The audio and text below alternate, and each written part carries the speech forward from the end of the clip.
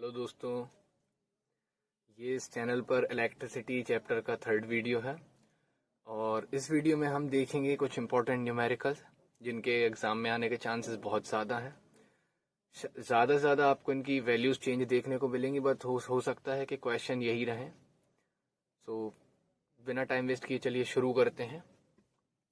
तो न्यूमेरिकल्स करने के पहले हम कुछ इंपॉर्टेंट पॉइंट्स देख लेते हैं जो हमें न्यूमेरिकल्स करते वक्त ध्यान में रखना है। तो सबसे पहले हमें न्यूमेरिकल्स में यूनिट्स चेक करनी होंगी कि किस यूनिट में हमसे क्वेश्चन पूछा गया है, क्योंकि जिस भी यूनिट में हमसे पूछा गया होगा हमें आंसर भी उसी यूनिट में करना है। और दूसरी बात ये कि अब हमें मिनट्स में कुछ चीज़ दी गई है तो हमें ये भी ध्यान रखना रहेगा कि एसआई यूनिट तो सेकेंड है, और यदि दूसरी क्वांटिटी एसआई यूनिट में दी हुई है तो हमें ये ध्यान रखना है कि हम सारी चीज़ें एसआई यूनिट में ही लें। यदि एक चीज़ एक क्वांटिटी आवर में दी हुई है, टाइम जैसे आवर में दिया हुआ है, तो हमें पहले उन्हें सेकंड में कन्वर्ट करना पड़ेगा, या किलोमीटर दिया हुआ है तो हमें मीटर में कन्वर्ट करना पड़ेगा, इस टाइप से। तो हम यूनिट्स का पहले ध्यान रखेंगे कि ऐसा यूनिट्स ही हम प्रेफर करें। और दूसरी चीज़ ये है कि हम इतने सारे फार्मूले हैं इस चैप्टर में, तो सबसे पहले हमें करेक्ट फार्मूला चूज़ करके लिख लें और उसके अकॉर्डिंग आगे बढ़ें, नहीं तो हमें कन्फ्यूज़न हो सकता है। 3rd पॉइंट हमें ये ध्यान रखना है कि जब हम न्यूमेरिकल पढ़ें तो उसमें हमें जो जो क्वांटिटीज़ दी गई हैं उन्हें देखकर हम ये रिमाइंड करने कि ये किस पोर्शन का है, ये इस चैप्टर के किस पोर्शन का क्वेश्चन है ये। जैसे आपको रेजिस्टेंस या लेंथ या एरिया ऑफ क्रॉस सेक्शन देखने को मिल रहा है, तो आपको ये ध्यान कर लेना है कि ये रेजिस्टिविटी वाले पोर्शन का है। जब आप ये याद कर लेंगे तो थोड़ा इजी हो जाएगा, क्योंकि रेजिस्टिविटी वाले पोर्शन में सिर्फ 2 ही फॉर्मूले हैं, पहला रेजिस्टेंस का एंड सेकंड वाला रेजिस्टिविटी का। यदि आपको वहाँ पर पावर दिया, मतलब जैसे यूनिट आपको वाट दी रहती है, तो आपको ये रिमाइंड करना है कि पावर के सिर्फ 3 या 4 क्वेश्चन है पावर से रिलेटेड।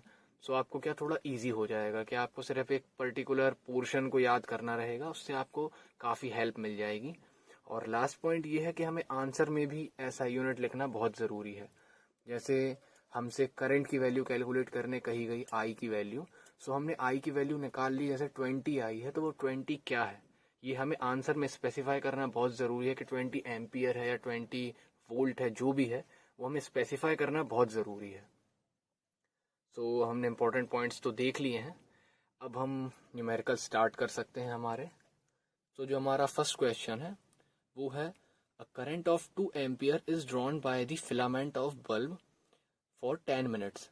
तो यहाँ पर हमें जो करंट की वैल्यू दी गई है वो हमें दी गई है 2 एम्पियर।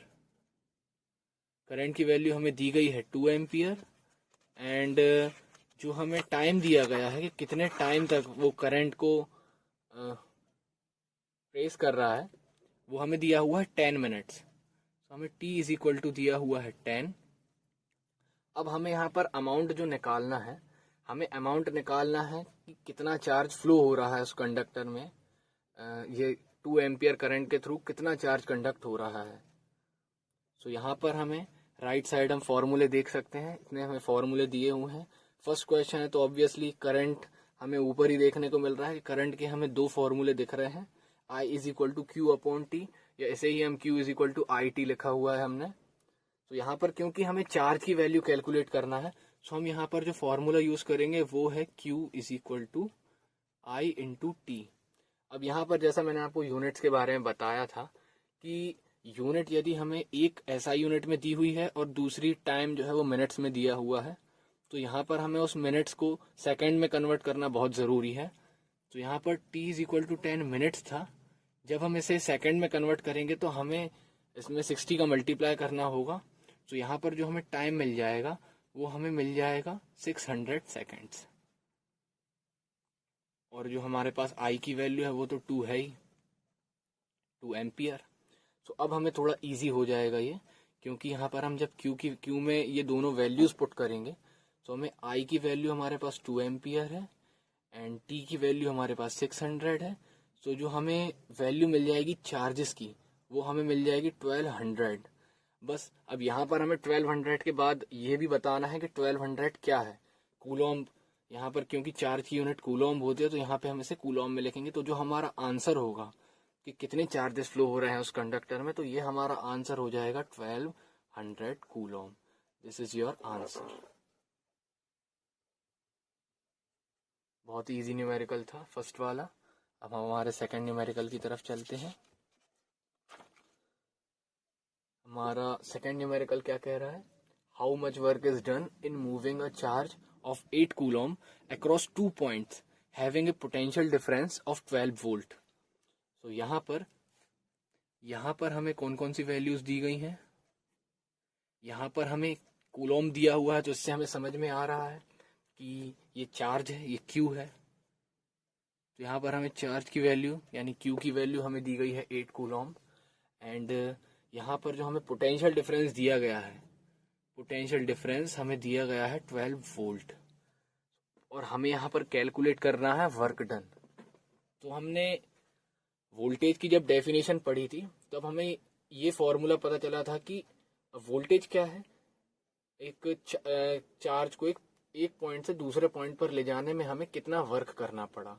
तो यहाँ पर भी हमें वही कह रहा है कि हमें वर्क ही कैलकुलेट करना है कि यदि हम उसे एक पॉइंट से दूसरे पॉइंट पर ले गए हैं तो हमने कितना वर्क किया है। यहाँ पर हमें वोल्टेज की वैल्यू पहले ही बता दी गई है, मतलब यहाँ पर जो हमने वोल्टेज का फॉर्मूला डिराइव किया था डेफिनेशन से, कितना वर्क करना पड़ा कितने चार्जेस को ले जाने में।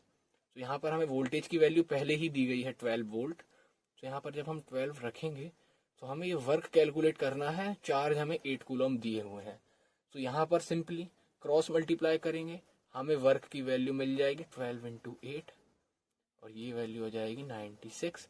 अब बस यही हमें याद रखना है कि एसआई यूनिट क्या होती है वर्क की एसआई यूनिट होती है जूल। तो यहाँ पर जो आंसर हो जाएगा वो हो जाएगा 96 joule. Simple question. Third numerical देखते हैं हमारा। How much current will an bulb drawn from a 200 volt source if the resistance of filament is 1200 ओम। तो यहाँ पर हमें जो वैल्यूज दी हुई हैं, सबसे पहले हम वैल्यूज लिख लेंगे कि हमें क्या क्या क्वांटिटीज दी गई हैं और हमें ये पहचानना होगा यूनिट देख के। जैसे 200 वोल्ट दी गई है तो ये हमें ध्यान रखना है कि हमें वोल्टेज की वैल्यू दी हुई है 200 वोल्ट एंड हमें रेजिस्टेंस की यूनिट ओम है, तो ओम देख के हम पहचान जाएंगे कि ये रेजिस्टेंस है। आर की वैल्यू हमें दी गई है 1200 ओम। अब यहाँ पर हमें ओम्स लॉ, क्योंकि ये रेजिस्टेंस शुरू हो चुका है, रेजिस्टेंस हमें इतना समझ में आता है कि रेजिस्टेंस ओम्स लॉ के बाद ही शुरू होगा।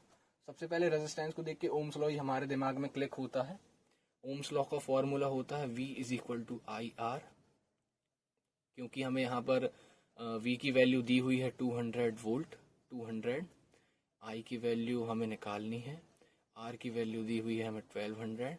तो जब हम इसको कैंसिल करेंगे तो ये हो जाएगा 200 अपॉन 1200।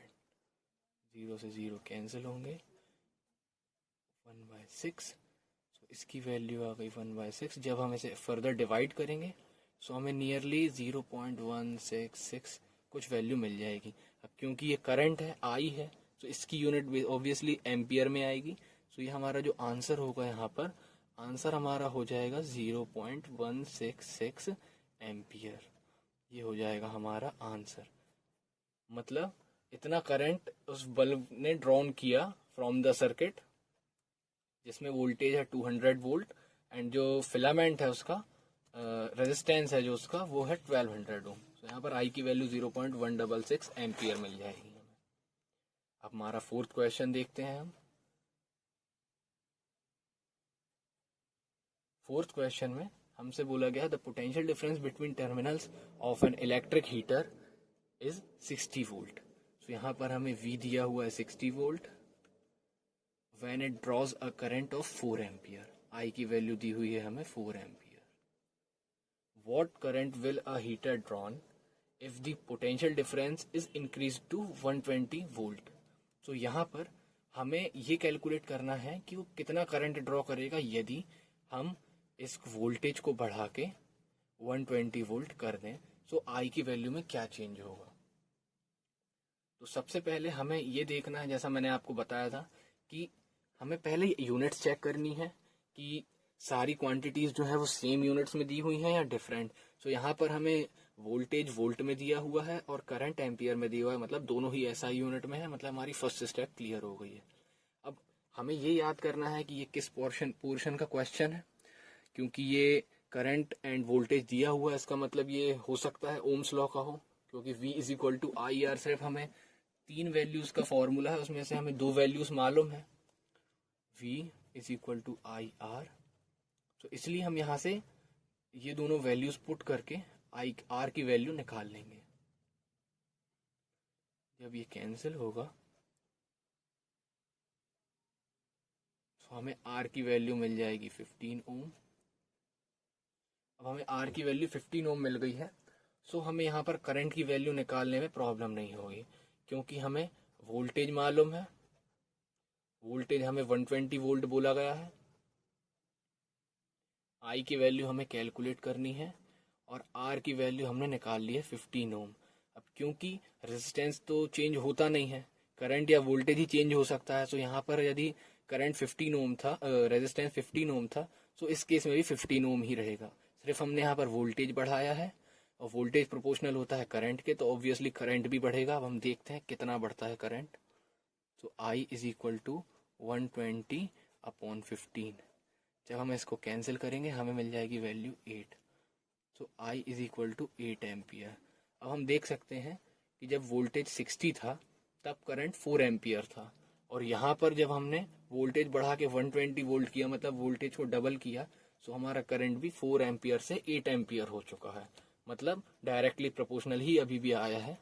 तो इससे हम ये भी जान सकते हैं कि ओम्स लॉ बिल्कुल करेक्ट है। यहाँ पर हमने वेरीफाई करा है ओम्स लॉ को। हमारा देखते हैं नेक्स्ट क्वेश्चन।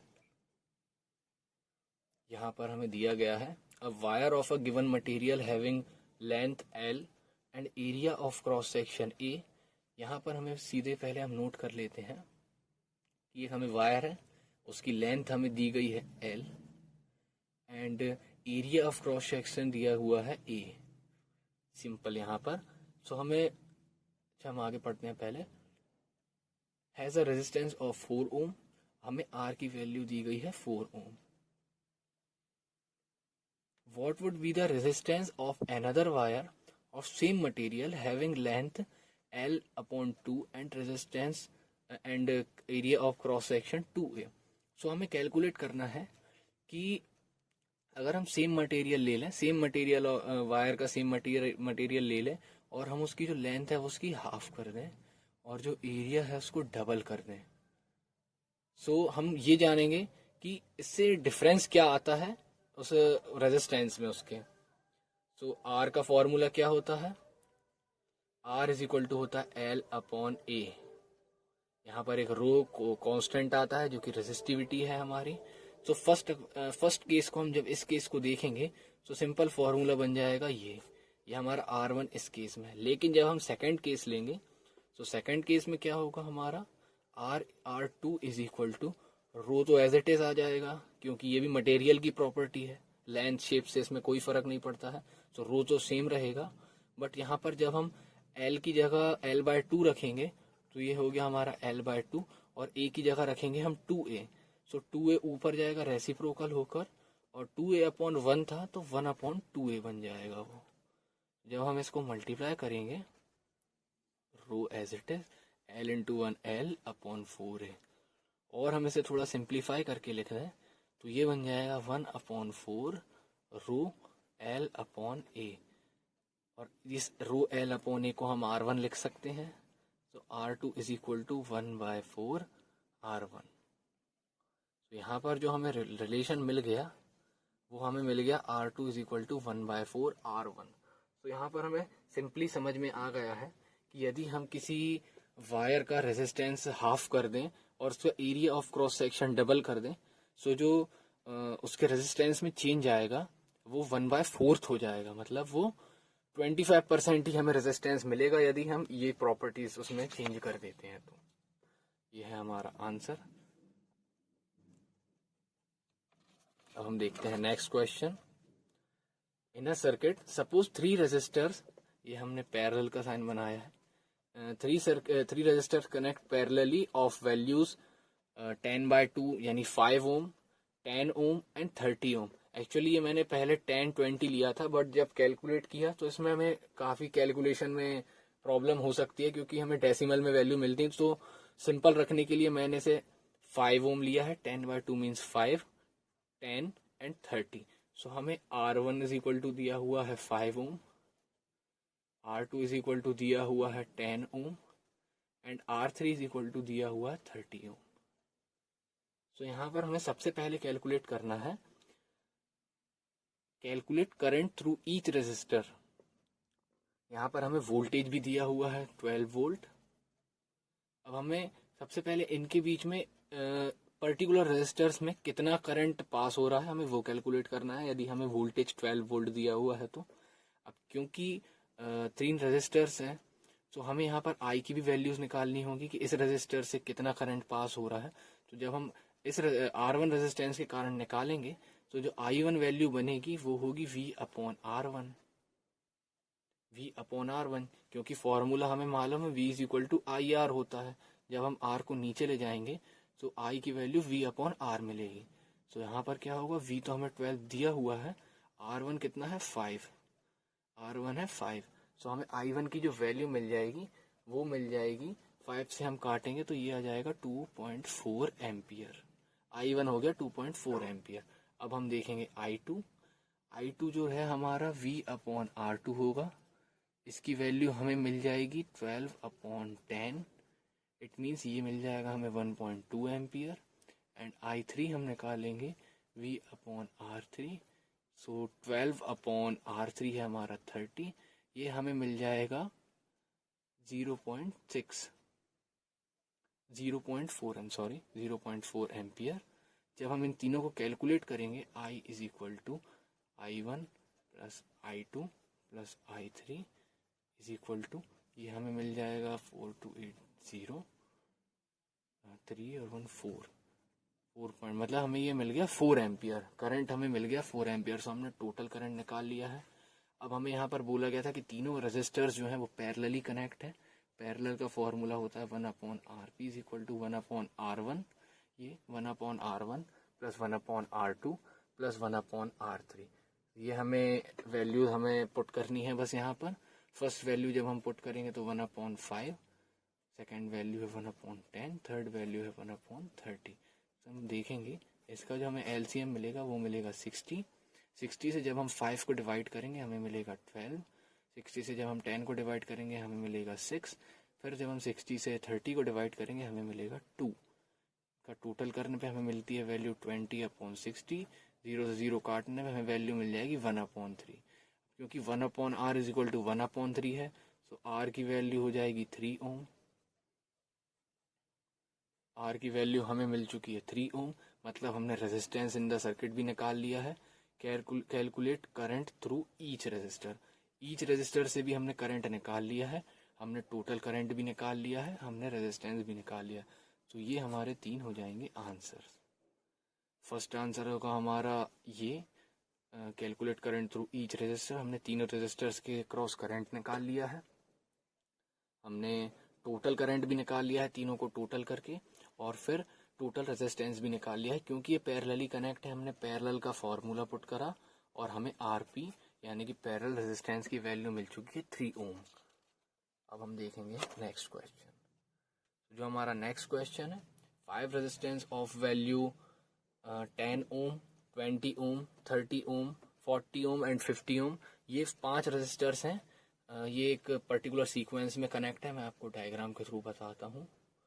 तो हमारा डायग्राम है कि हमें 2 रेजिस्टेंस पैरेलली कनेक्ट है। यहाँ पर हमने बैटरी कनेक्ट करी है।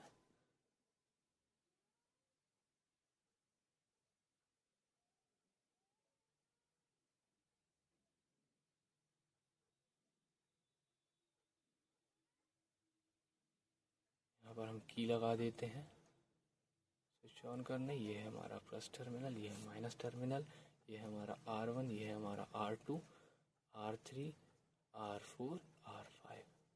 ठीक है, ये हमारे 5 रेजिस्टेंस कनेक्ट हैं। यहाँ पर हमें R1 इज इक्वल टू दिया हुआ है 10, R2 इज इक्वल टू दिया हुआ है 20, R3 इज इक्वल टू दिया हुआ है 30, R4 is equal to 40 and R5 is equal to 50 ohm. ये हमें 5 वैल्यूज दी हुई हैं। क्योंकि R1 एंड R2 जो है हमारे वो पैरेलली कनेक्ट है, सो हम 1 अपॉन जो RP निकालेंगे वो हमारा निकालेंगे 1 upon R1 plus 1 upon R2, तो 1 अपॉन 10 प्लस 1 अपॉन 20 एम्प्लाइज ये हमारा LCM आ जाएगा 30, 20 रहेगा LCM। यहाँ पर हमें वैल्यू जो मिल जाएगी वो हमें मिल जाएगी 1 प्लस 2, मीन्स हमें वैल्यू मिल गई 3 अपॉन 20। जब हम इसको क्रॉस रेसिप्रोकल करेंगे तो RP की वैल्यू हमें मिल जाएगी 20 अपॉन 3। तो यहाँ पे जो हमें टोटल रेजिस्टेंस मिल जाएगा इन दोनों का स्ट्रेट लाइन में, ये हमें मिल गया 20/3। अब ये करंट यहाँ से ट्रेवल करेगा, यहाँ फिर करंट डिस्ट्रीब्यूट होगा, और जो हमें फिर से पैरेलल कॉम्बिनेशन देखने को मिलेगा वो हमें मिलेगा 1/30 प्लस 1/40 प्लस 1/50। तो यहाँ पर भी हम 3 रेजिस्टेंस हैं, इनका जब हम LCM लेंगे तो LCM हमें मिलेगा 240। सॉरी, इसका LCM हम ले लेते हैं 3, 4, 5। इसका LCM जब हम लेंगे 10 से तो हमें मिल जाएगा 3, 4, 5, और 3 इंटू 4 होता है 12, 12, 5 या 60। तो यहाँ पर जो हमें LCM मिल जाएगा वो मिल जाएगा 600 हमें LCM मिल जाएगा। जब हम यहाँ 30 से करेंगे हमें आएगा 20, 40 से करेंगे तो हमें मिल जाएगा यहाँ पर 15, यहाँ पर हम 50 से कर देंगे तो हमें मिल जाएगा 12। तो यहाँ पर जो हमें वैल्यू मिल जाएगी 1/RP की, ये हमें मिल जाएगी 35 एंड 47 अपॉन 600। इसे जब हम रेसिप्रोकल करेंगे ये हमें मिल जाएगा 600 अपॉन 47 1/RP।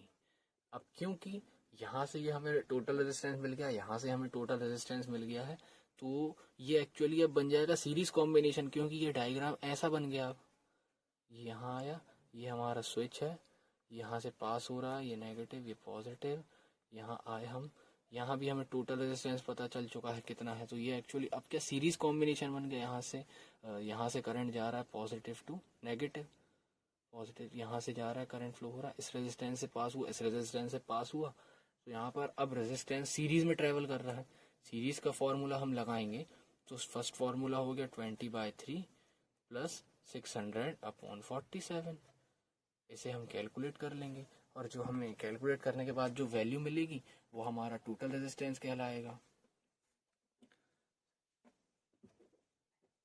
टोटल रेजिस्टेंस जब हम निकालेंगे तो टोटल रेजिस्टेंस हमारा 47 इंटू 3 करना पड़ेगा हमें। 4 3 से 12, 12 इंटू 141 हमारा LCM आ जाएगा। 3 से करेंगे तो 47, 47 20 या 9 940 प्लस 3 से किया 1800। तो जो हमारी वैल्यू मिलेगी हमें 1800 एंड 927 अपॉन 141, ये हमें टोटल रेजिस्टेंस मिल जाएगा इस सर्किट में। सिंपल, ये हमारा हो गया। अब हम वैसे चाहें तो इसे कैंसिल भी कर सकते हैं, बट हम इसे डायरेक्टली भी लिख सकते हैं। आंसर हमारा हो जाएगा RS is equal to 2740 upon 141 ohm. ये हमारा आंसर हो जाएगा। चलिए अब नेक्स्ट क्वेश्चन देखते हैं हमारा।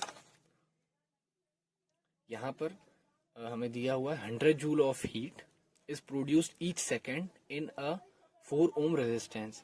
मतलब किसी कंडक्टर में 4 ओम का रेजिस्टेंस लगा हुआ है और उस रेजिस्टेंस के कारण 100 जूल हीट जनरेट हो रही है।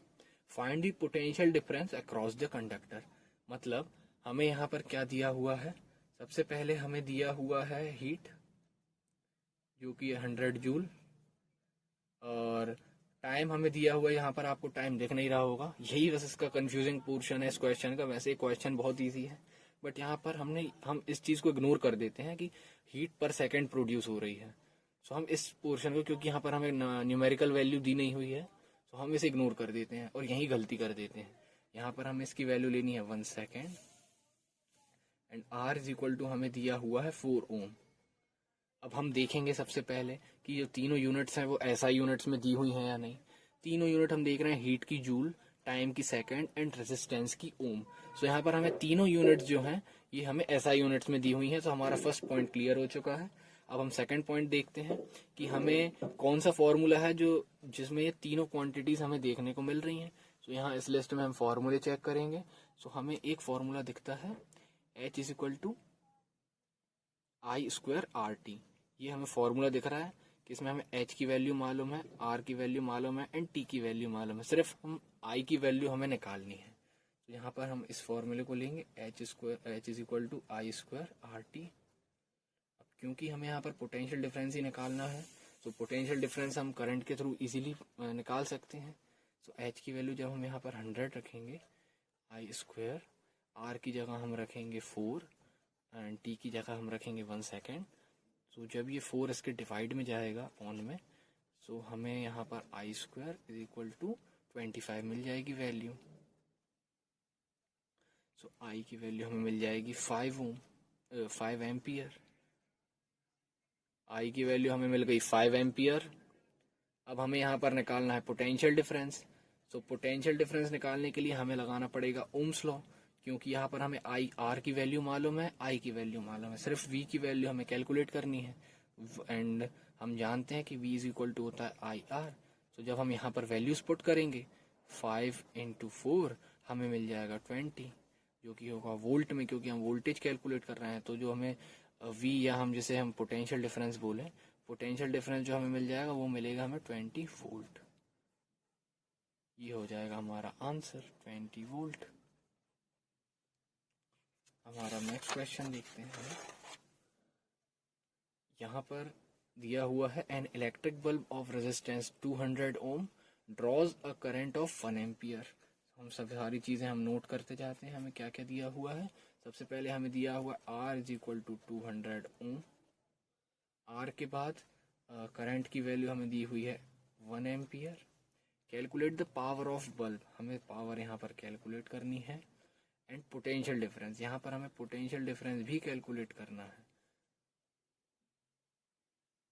Also calculate energy in kilowatt hour if bulb on for 5 hours. तो यहाँ पर हमें एनर्जी भी वेल कैलकुलेट करना है, कितने किलोवाट आवर हमने एनर्जी कंज्यूम करी यदि हम उस बल्ब को 5 घंटों तक कंटिन्यू जलाते रहें।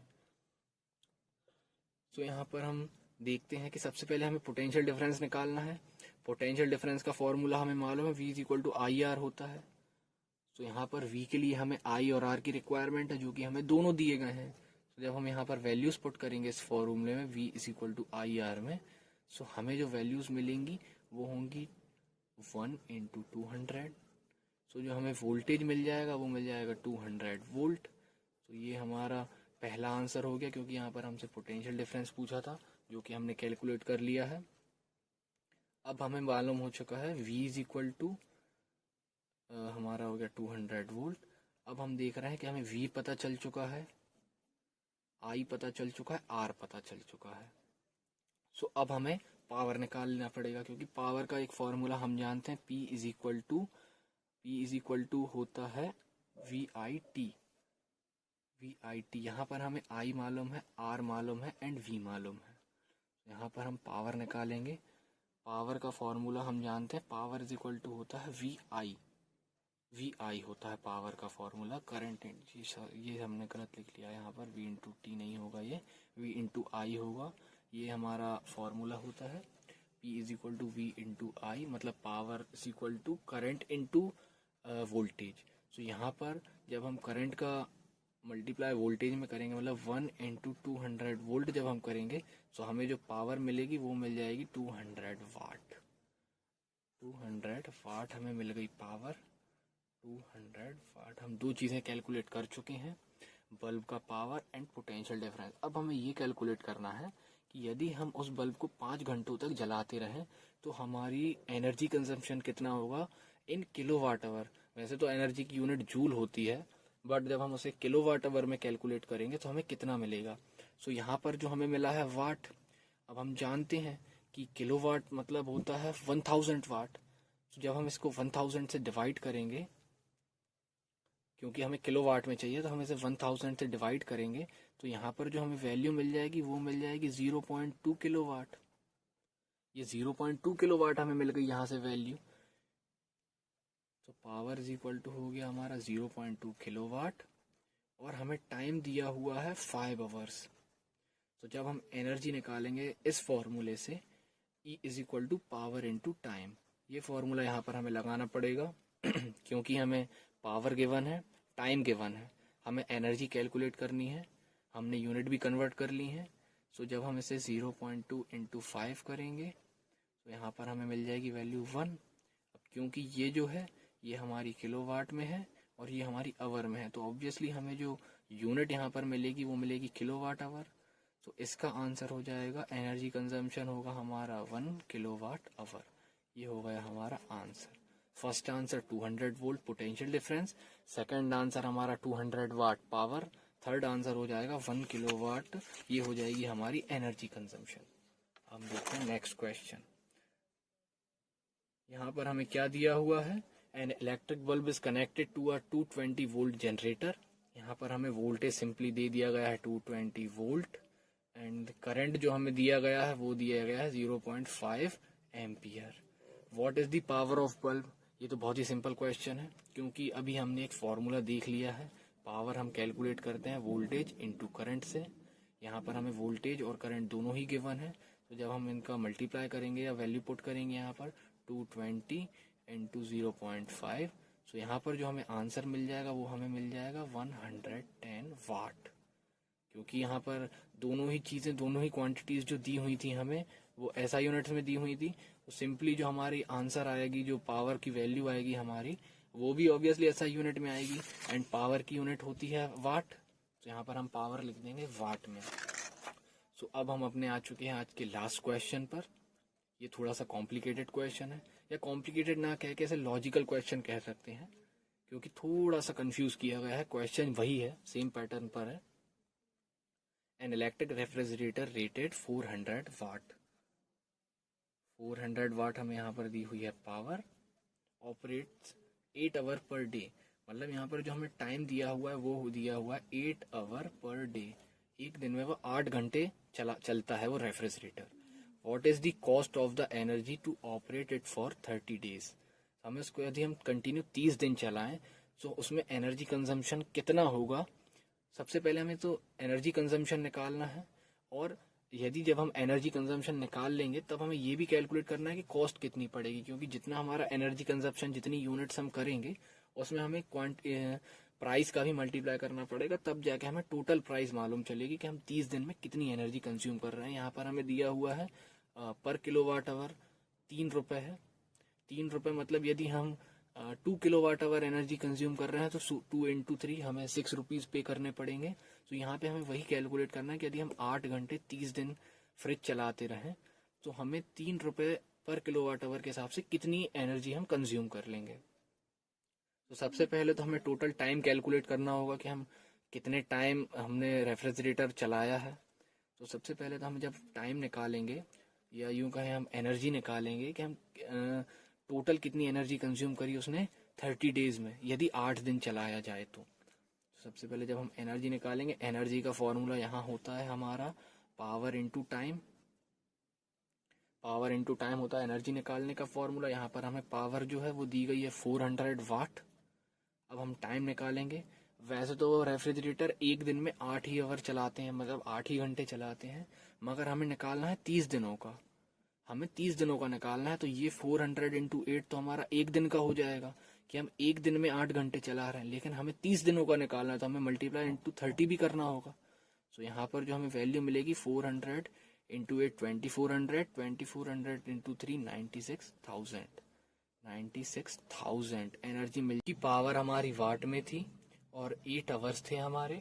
सो जो हमें वैल्यू मिल चुकी है वो मिली है वाट आवर में। E इज इक्वल टू हमारे पास आ चुका है 96,000 किलोवाट आवर। तो हम यहाँ पर हमें फर्स्ट आंसर तो हमें मिल गया है कि हमने टोटल एनर्जी 96 किलोवाट कंज्यूम करी है, किलोवाट आवर कंज्यूम करी है। बट अब हमें प्राइस कैलकुलेट करना है कि हम कितने 3 रुपीज़ के हिसाब से हमने कितने किलोवाट आवर प्राइस हमें बिल में मिलेगा। तो सबसे पहले हमें ये वाट आवर मिली है, इसे हमें किलोवाट आवर में कन्वर्ट करना पड़ेगा। सो हम इसे 1000 से डिवाइड करेंगे, सो जो हमें 96 किलोवाट आवर मिल जाएगा, क्योंकि 96,000 वाट आवर को जब हम कन्वर्ट करेंगे तो हमें 1000 से डिवाइड करना पड़ेगा। 1000 से हमने डिवाइड किया, वो ऊपर के लग जाएगा। ये एक्चुअली 96,000 है, तो जब हम इसे 1000 से डिवाइड करेंगे तब हमें 96 वैल्यू मिलेगी, और ये 96 के हो जाएगी, 96,000 ऐसे सिंपली हम लिख सकते हैं।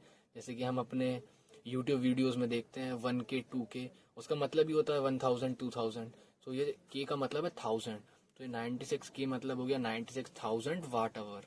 अब हमें देखना है कि यदि हम 1 किलोवाट के लिए 3 रुपीज़ पे कर रहे हैं, सो हम 96 के लिए कितना पे करेंगे, सो 96 इंटू 3 कर देंगे हम। तो यहाँ पर 96 इंटू 3 करेंगे तो हमें आंसर मिल जाएगा 288। तो जो हमें प्राइस मिलेगा हमारा, या हम जैसे कहें इलेक्ट्रिसिटी बिल,